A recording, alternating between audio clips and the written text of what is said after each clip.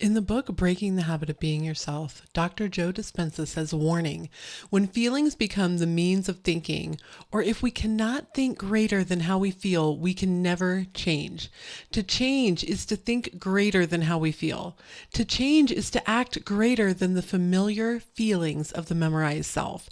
And that's a lot of what we're going to talk about today, is how to let go of the things that are not serving you, and mainly letting go of your routines, your habits, and your behaviors. This is not about letting go of anything that you desire or anything that you want. It's all about letting go of those feelings, thoughts, behaviors that do not serve you and the life that you want to lead. So I want to welcome you to Unleashing Happiness. I am your host, Cecilia Hendricks, and I am here to truly teach you how to change your mindset, change your habits, and change your actual life. Now, I'll be the first to admit that I definitely found myself in this same cycle that I'm about to describe. And when I was able to break myself free of this cycle and start making conscious changes to my own life, that's when I really started to see like things come together, right? It actually shifted my mindset. It shifted my state. And as a reminder, or if you're new here, I talk a lot about the states and the state of identity truly that you're in. And this connects back to Neville Goddard's teachings.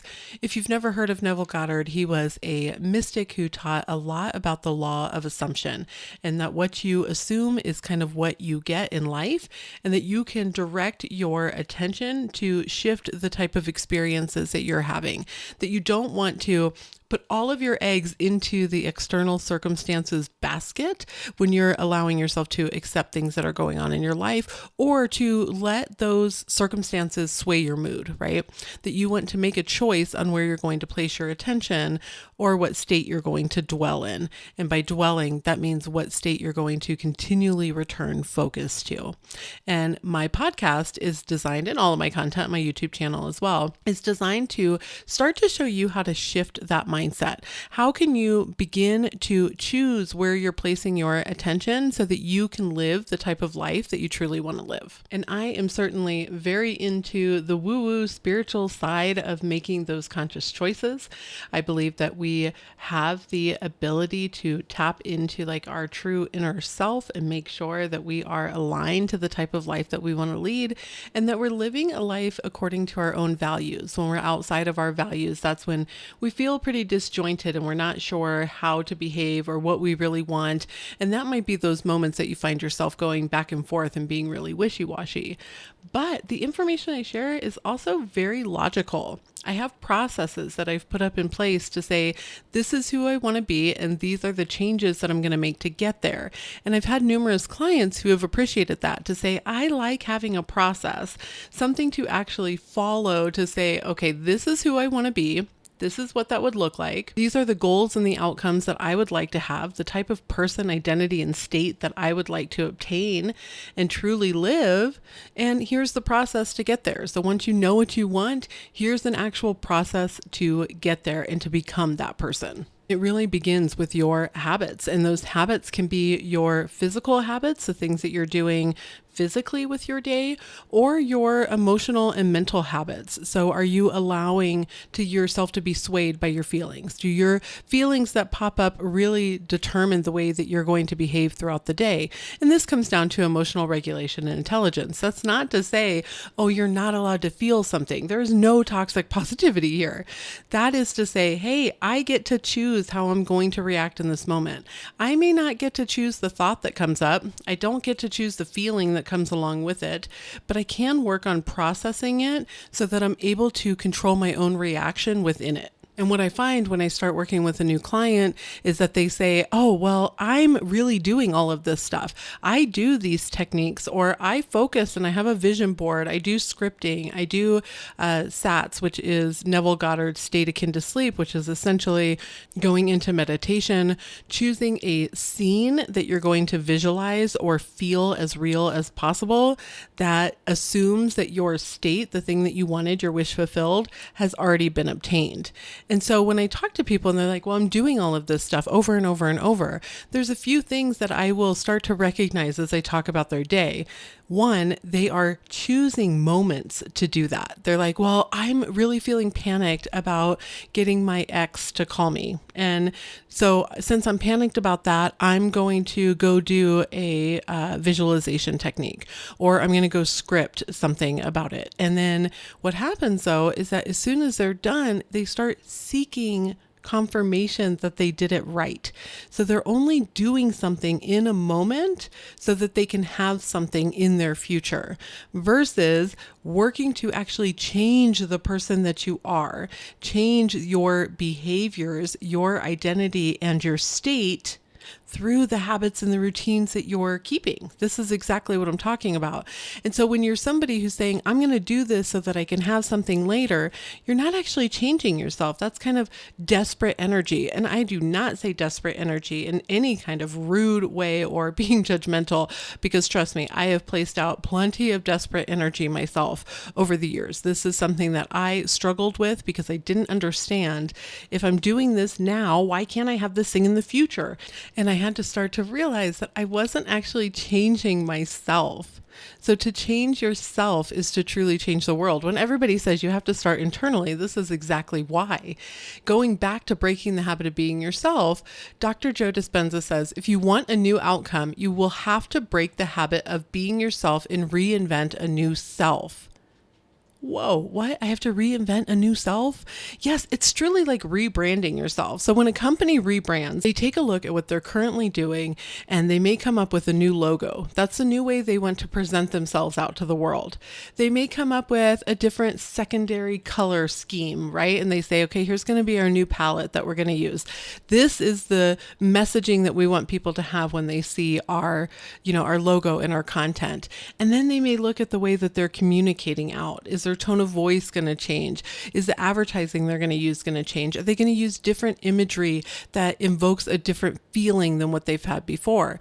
The rebranding is truly a reinvention of the brand, bringing it into what they want to present now. And you can do this with yourself. It's actually a phenomenal idea to say, okay, let's take a look at these things that I want. How do I want to present myself, not only to the world, but honestly to myself? What is the branding that I want to have? What is the identity and the values that I want to hold and that I want to actually possess? I want to pay attention to. I want to saturate my mind with becoming this person that's part of this rebrand. Now, if you're nodding your head like, yes, this is what I need. I want this rebrand. Remember, we're in our 6-week countdown to 2025. And when I tell you that I am so beyond prepared to help you make sure that 2025 is your year. And although we're currently looking forward to the new year in 2025, 2024 is still here. We've got a few weeks to really embody this person that we want to be. And the best way to do that is to understand what it is you want and what that looks like and what you need to let go of in order to be that person. And I created a free guide that is linked down below that literally walks you through this process for you to start mapping out who you want to be, what that looks like, what those values would be, the state that you would want to dwell in, the identity that you would want to possess, and then also an area for you to have an honest look at yourself of how am I matching up with that now? Like, how do I embody that life, this person now? And what are things I need to let go of? And I'll give you an example. Let's say that you want to be somebody who's very confident at work. You want to walk in, you want to get a promotion, you want your ideas heard, like you just want to feel good when you're at work. Like, yes, I'm on this. I know that what I present is fantastic and I am well on my way to that promotion that I'm seeking. I'm going to get that corner office. I cannot wait. But then the next day you wake up and you roll out of bed about 10 minutes before you have to leave. You're going to be late for your meeting. So you end up not showering.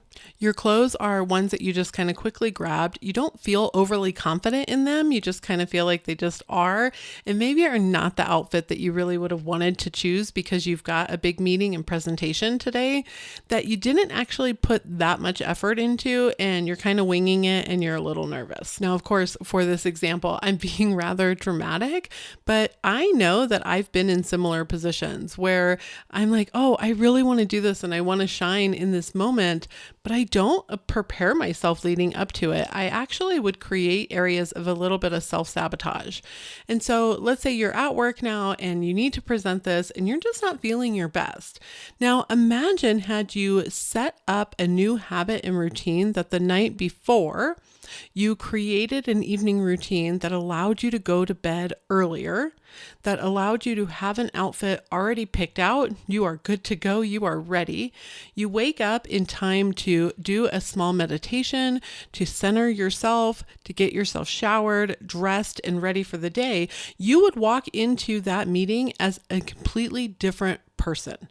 The more that you show up with that type of confidence and feeling good and creating the day that you want to have by having a morning routine, by having the correct habits that align to the person that you want to be, the more likely you are to actually obtain the things that you want. You're stepping into the state. This is what it means to act as if, in my opinion. You're stepping into the state of like, hey, what to me equals the person who's in the corner office? What to me would say that I'm that person who's living the life that I want with the promotion that I want? Well, I would present myself differently. I would walk with confidence. I would speak with confidence. I would put effort into the things that I was presenting because I want it to come across well. I want to be ready. If you can see yourself either in that scenario or another one, start to consider what had to be let go in order to become the person that they wanted to be. Those habits of sleeping in and rolling out of bed and not being prepared and procrastinating, those are things that had to be let go of. The thoughts of saying, I'm not worthy, I'll never have anything, I'm undesirable, I don't really like myself, have to be let go of in order to have a life that you want. Now, I'll give you another example. Let's say that you are in a position that you would really like a loving relationship. You want a partner that is in your life. But yet you wake up every morning and you start to scroll Instagram right away. And that scrolling of Instagram kind of makes you feel a little down and it takes your productivity away for the rest of the day. And this has actually been proven that when you get on your phone right away, you're starting with these like small hits of dopamine. And dopamine is not necessarily the feel good chemical.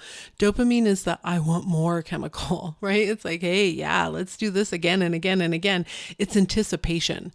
And the reason that you scroll is because you're anticipating what's coming next. You're anticipating this feeling. And that feeling may be comfort to you. Not comfort in the way that you want this feeling anymore. If it's like jealousy or it makes you feel sad that everyone else is in a relationship and you're not, but it could still be comfort to you because it's a habit that you're used to. You are at this point allowing your feelings to dictate your day. But when you stop and you say, well, wait a minute, I don't want to continue in this behavior. It doesn't align to who I want to be because I'm starting my day scrolling my phone and feeling kind of sorry for myself. And then once you start your day this way, and I have proven this self, I did little experiments with myself and paid attention to my day when I stay off my phone for an hour or two in the morning versus when I get on it very quickly after waking up. And the days that I stay off of my phone, I just have better days. I get a lot more done. I'm more energetic. I don't get as tired and I'm able to focus better on my own goals. And I've witnessed this with other people I've worked with where I'm like, hey, let's work on one habit at a time, which is fantastic. Small incremental changes are the way to changing your life. I mean it. I think a lot of times people want to make these massive changes and it becomes overwhelming. And truly, when you just continue to do small changes each and every day, you're more likely to stick with them and then start to build on them. You'll naturally start to see a domino effect. And this goes back to Neville Goddard states. So when you start to work on a habit, that habit is going to connect to an action. The action is the natural action that would follow after the creation of this habit and dwelling in a new state. So essentially, if you're somebody who says, hey, I'm not going to get on my phone first thing in the morning, that is going to domino into other actions that you'll take without even making a conscious effort around that. Well, now that you're not on your phone, what are you going to do with your time? Could you do a meditation, some breath work, writing out affirmations, getting up and doing a workout, getting some water, something good for you where you're showing up for yourself? And before I continue with this example, I'm going to read a quote from James Clear in Atomic Habits. Making a choice that is 1% better or 1% worse seems insignificant in the moment. But over the span of moments that make up a lifetime, these choices determine the difference between who you are and who you could be. Success is in the product of daily habits, not once in a lifetime transformations. And when you think about this, you can either get 37 times better in a year by becoming 1% better each and every day, or you can become worse in a year by just allowing these habits to continue to slip through. So going back to our example, if you wake up and you check Instagram every morning, and then you find yourself looking at your ex's Instagram with the intention of figuring out, are they talking to somebody else? Is there somebody else around? You are continually confirming to yourself that you are someone seeking the love of another person, that you are someone who desperately needs them to love you back in order for you to feel worthy. And this is that cycle that folks talk about. And I hate to break it to you, I don't mean this to make you feel bad, because self-awareness is truly the start of self-forgiveness. You have to have self-compassion. The very fact that you're paying attention to what you're doing now and wanting to change it shows that you love yourself enough to put in the effort. So love yourself enough to be honest with the things that you need to release. And the guide that I mentioned earlier does have areas for you to be honest with yourself about the things that you need to release. I also have a YouTube video where I talked about the ways to rebrand yourself, the questions to ask.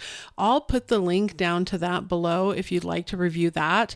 One of the things that I really like about that video that I'm not going to get into in this episode is the fact of self-forgiveness and self-compassion, and making sure that when you're looking at the current habits that you have, that it doesn't become this time for you to beat yourself up for the things that you've been doing. You can only change something once you've become aware of it. You can't change it when you have no idea what's going on. So the fact that you're able to say right now, I want to make a change. I know that I'm not living the way that I want to. And it can be difficult, right? Your brain's going to be like, no, let's go back to doing things the way that we always did. And you may start to justify that in your own mind. And I've done that where I'll say, well, I'm just going to feel like this right now. I'm allowed to be upset. I'm allowed to feel this. And you are. Don't get me wrong. You're allowed to feel whatever comes up. But when you continue to dwell in that and you just allow yourself to get caught in that cycle and you return to it over and over, you are then solidifying that state. I couldn't find it, and I'm going to keep looking for it. And if I find it, I'll mention it next week in my podcast episode. But there was a quote from Neville that he mentioned that people will justify continuously returning to a state. He essentially said that he will find people who will justify venting and spouting off and being angry, and then just be like, oh, I'll just fix that later. I'll focus on it later. So you may justify, well, I'm just going to check Instagram just this one morning. I'm just going to see if he's messaged me or if he's out with somebody else just today. And then tomorrow I'll start. And you have to start making a choice to say, I'm going to show up for myself. I'm going to make these changes and release the things that are no longer serving me. So when I talk about letting go, I do not mean letting go of the desires that you have. I do not mean letting go of the things that you would like to experience, but I do mean letting go of the behaviors and emotional reactions and the person that you're being right now that is not actually the person you want to be. So if you're not living the life that you want in whatever area, if you're not getting the experiences that you want to have, it is time to say, man, I need to make a change. I need to start shifting the way that I'm behaving, the way that I'm thinking, the way that I'm treating myself, the way that I'm showing up, and rebrand myself to be this person that I want to be. Another favorite quote of mine from James Clear in Atomic Habits is the ultimate form of intrinsic motivation is when a habit becomes part of your identity. It's one thing to say, I'm the type of person who wants this. It's something very different to say, I'm the type of person who is this. I'm the type of person who is loved. I'm the type of person who is successful. I'm the type of person who is confident. That's much different than I want to be confident, but I'm not. I want to be loved, but I'm not. I want to be successful, but I'm not yet. Even if there's a yet. But how can you start working on your process now to become that person? And that process can be so beautiful. And it does start with letting go and being honest with yourself about the things that you need to let go of. So I hope that this was very helpful to you. I will leave those links down below. If you are so inclined and you have gotten benefit from this podcast, if you could please leave a review or a rating, it definitely helps me out. Plus, I love seeing them. It is so nice and so thoughtful. I love hearing from all of you. And if you're on YouTube, you can definitely leave a comment down below or like the video. It's very helpful. I love seeing it. If you have any questions or you'd like to reach out about anything else, you can always send me an email. It's unleashinghappiness@ceciliahendricks.com. And I hope that you have a beautiful rest of your day and a beautiful rest of your week. I am so excited for us to continue on this journey. I think that there is so much amazing stuff coming. Next week, we're going to be continuing onto our series as we lead up to the new year. Each of these episodes is really designed to give you something to work on. So what I recommend is taking what you hear here and taking a real honest look at your life. So the best thing to do for this week is to grab that guide and make sure that you actually do it. Pay attention to the things that you need to release. Be honest with yourself, but also caring towards yourself. What is a way that you can show up today to be 1% better, working towards your goals, the state, the life, the identity that you want to hold than you were yesterday? And that's it. Just one little thing that you can do. Even if that's for your phone, like the example we were using before, if that's for your phone to say, man, today I'm not going to check my phone for 15 minutes. And tomorrow it's going to be 30 minutes. And the next day it's going to be 45. And instead I'm going to do XYZ. Because the more that you show up for yourself, the more you're saying, I love me. I'm showing up for me. I'm giving myself care. And then you can start to shift your state. Now, of course, this is the first step. There's some more to go. They are definitely simple. You're able to live the life that you want. I truly believe that you're all capable of that. And so I just want to help you get there. Again, I hope you have a beautiful week and I will be back soon.